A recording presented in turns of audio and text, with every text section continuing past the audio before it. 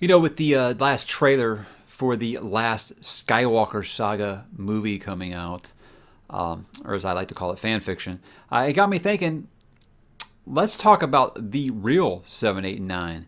Let's talk some Thrawn.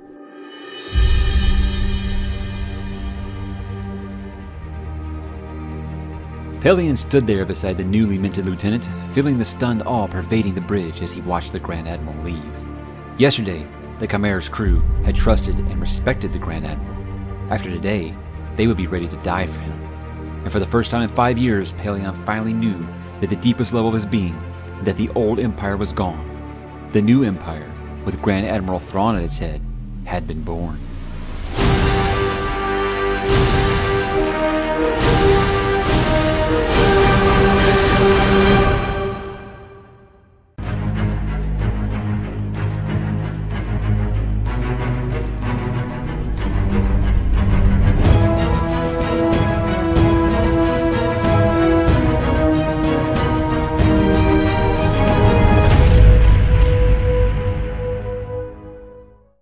Hey, what's up, bookworms? Mike here today to talk about something a little near and dear to my heart, and of course, that is the Star Wars EU, or as I like to call it, canon. I'm not talking about the new canon, I'm talking about the old canon, and to me, the only canon. And the best way to do that is by talking about the Thrawn Trilogy. These are probably the most beloved trilogy of Star Wars books out there outside of the originals. That is how much these really grew and built upon the universe that George Lucas made. And it says right here on the back, the officially authorized continuation. So for people like Pablo Hidalgo, who like to say that the EU was never canon and shit like that, die on a fire, because this was established as history for 20-something years, and then they get bought out and they're going to pull that rug out from us. And that's why a lot of people, like myself, can't let the EU go.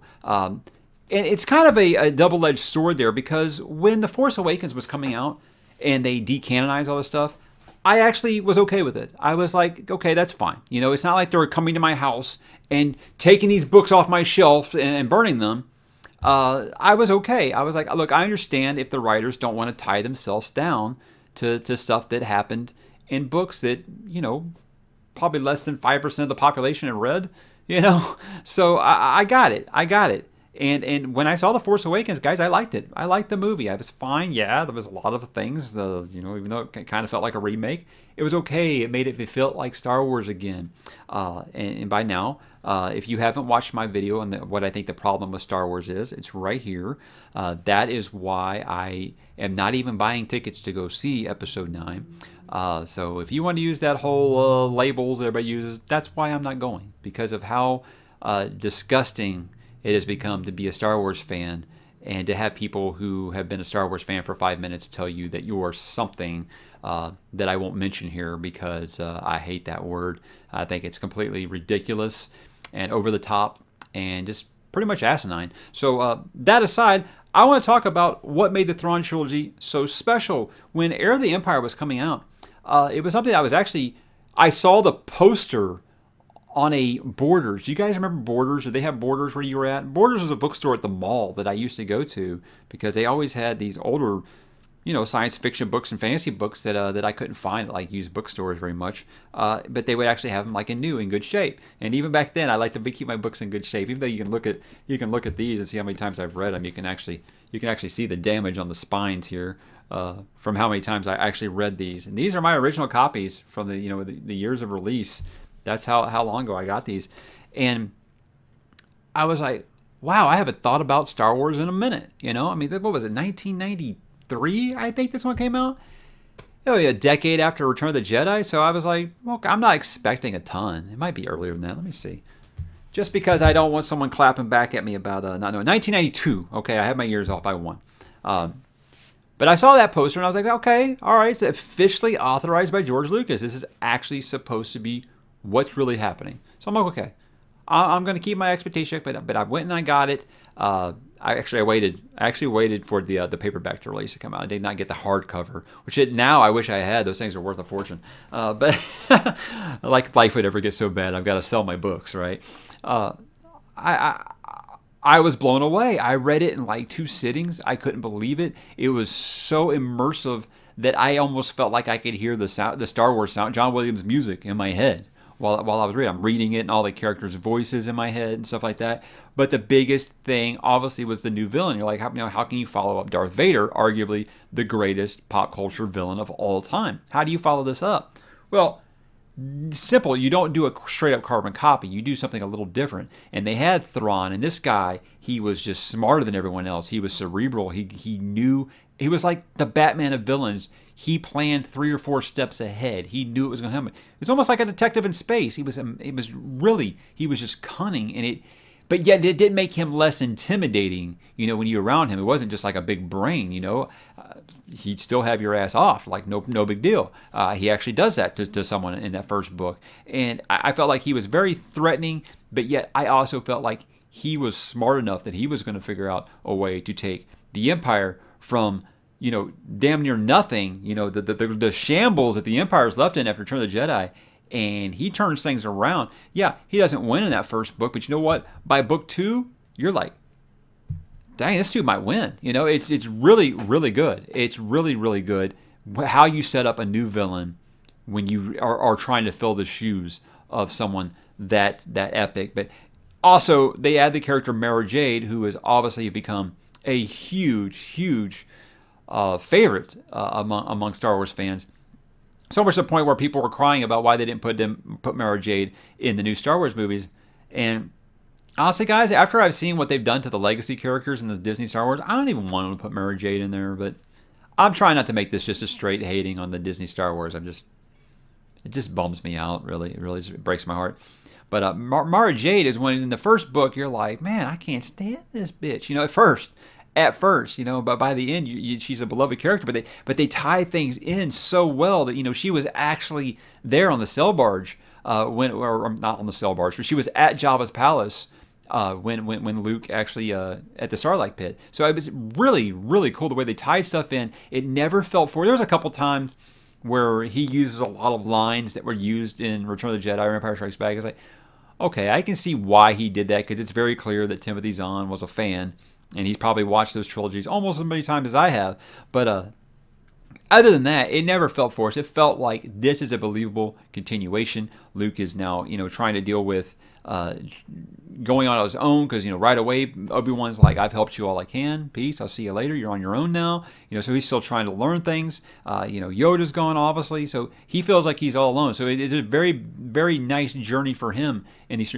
Actually, that journey doesn't even end. I mean, we're in the New Jedi Order, you know, 30 books later, and he's still learning stuff. And I think that's the reason that people have a lot of the problems with Rey not being trained at all and being the greatest at everything, was where everybody says, oh, well, Luke was like that too. Luke sucked, man. Luke sucked. Okay, he made a lucky shot in an X-Wing. Other than that, it's like every single Return of the Jedi, he loses. Empire Strikes Back, he loses. Dude, he always loses, and he has to have someone help him out. That's a video for another time. I'm sorry. I just get sick of that saying that Luke was a Mary Sue, because he was not, dude. In these books, Luke is still very green, and he is still learning, and he's still afraid of doing the wrong thing, you know. So there's lots of growth for him. Han and Leia are actually married and have she's pregnant with twins in this, and those are characters that become very, very, very big deal down the road.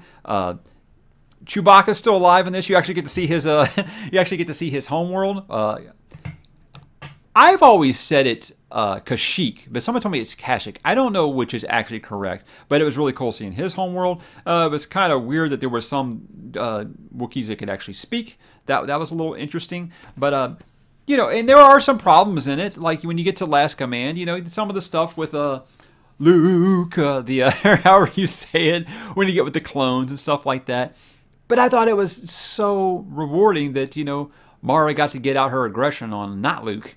You know, I thought that was really, really good character arc. So I felt like it was not only a great trilogy standalone and a worthy successor to the original trilogy, but it set up this universe that anything was possible, and there was so much more story to tell outside of just Darth Vader. You know, it really opened things up to the point to where now it is like the hugest universe that you could imagine. Even with them scrapping it and starting over, there's so many stories that they could tell. And what I've said, my biggest problem is that Disney owns these now.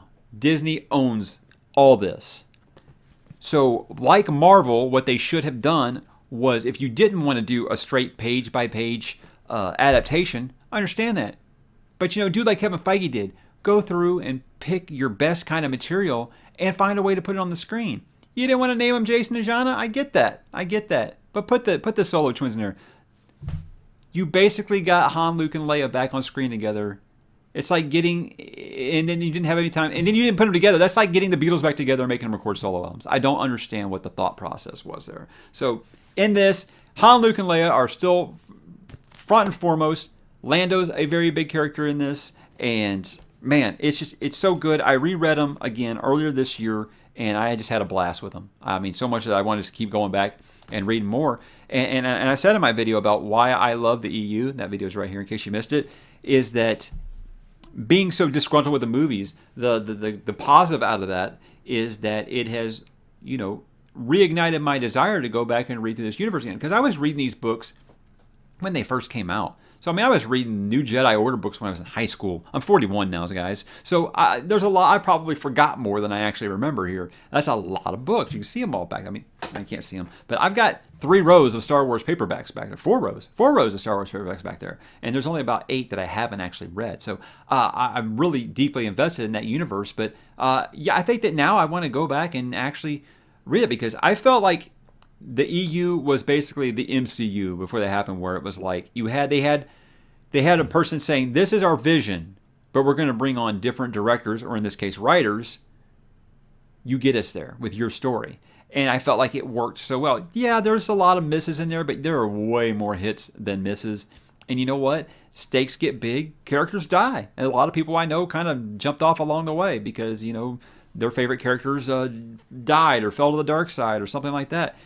That's real life, baby. That's what happens. But I mean, we got up to like 45, 50 years after, Battle for Yavin in these books. And there was still so many good stories to tell. And I cannot believe this wealth that Disney acquired, they just didn't use. It just blows me away. And starting with this, if they didn't want to make these, man, I get it. The actors were too old. But I feel like you could have done something with them. And I know that they used Thrawn in Star Wars Rebels. To me, it's not the same. I'm sorry. And in fact, that version of Thrawn, not the same to me. Not just because he had pupils, just because he was like super physical on there and stuff. And I don't know. It just didn't feel right. Didn't feel right. But I will say that Timothy Zahn, nobody understands. The only person who understands Star Wars better than Timothy Zahn is probably Dave Filoni and George Lucas. That's the only person. So why you don't have Timothy Zahn and Dave Filoni making the new Star Wars stuff, I will never understand, because those two guys get it. They've worked with George. They understand his universe better than anyone alive. I know that they're letting Timothy Zahn make new Thrawn books for their new EU, which I just don't care about. Don't care about. So, yeah, but back to actually just talk about the Thrawn Trilogy. Great trilogy, amazing setup to a huge universe. And even if you've never read a single Star Wars book, and you say, you know what, why not? Here's what you do. Watch 4, 5, and 6, and then pick up, whoop, I dropped it. Pick up Heir to the Empire, and you will have a blast. You will be calling immediately to the bookstore to get this one. It's that good, and you will never have had to read a Star Wars book before. Just see the first 3 movies, and then read this trilogy. And I guarantee you, you're going to have much more of a blast than you have a Force Awakens, Last Jedi, and most likely with Rise of Skywalker. So that's just my opinion. Take it or leave it. You know what? If you guys agree, sure, give me a thumbs up. If you don't, give me a thumbs down. It's fine. It's fine. We don't have to agree on these things. I have never seen anything as divisive right now as Star Wars, to the point to where I stopped talking about it for a while. And then I was like, you know what? Forget it. I love Star Wars. I'm tired of being accused of not liking Star Wars.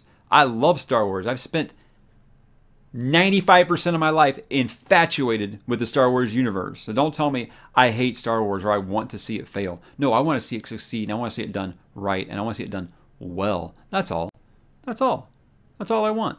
So if I got to do that by just going back and reading my old books and refusing to give Lucasfilm my money after they call me names, that's what I'll do. So if you want to call that Fandom Menace, I think they call it Fandom Menace. I think, what was it, Geeks and Gamers, is that their names? I think they call it the Fandom Menace. I wouldn't necessarily say I'm a part of that, because I would never encourage anyone else to boycott something. I think boycotting is really childish. It just feels like a tantrum. That's like a hunger strike or something. To me, like I said, I felt personally attacked when people that were involved with making the last movie went on Twitter and attacked everyone and basically threw a broad generalization at all of them about, you know, like I said, just calling them names that, okay, you're allowed to feel that way. And just like I'm allowed to not give you my money anymore, you know, because like I said, the new fans don't buy merch. The new fans don't buy toys. So think about it. And that's why I think Rise of Skywalker is just going to be one big nostalgia fest. So we'll see. We'll see, guys. I mean, you'll see, because I don't plan on seeing it. But what I do plan on seeing is more EU books, because I do intend to keep going after this. There are actually a couple of series I missed. I didn't read the Dark Fleet Crisis. I did not read the Thrawn Trilogy with Han Solo. I did not read that one. There are a couple. I'm going to kind of try to go through the timeline order and read them that way. But I did not read any of the Fate of the Jedi. Yeah, I read Legacy of the Force. I did not read any of the Fate of the Jedi. So that's like 40-something years after Battle for Yavin. So I'll get there eventually. But you guys have any Star Wars books you like? Any questions you want to, please, jump in the comments. Let me know anything you want to know about the EU, man. I'm sure that there are plenty here that love to talk about it and love to talk to you about it. So do that, and I will talk to you guys soon.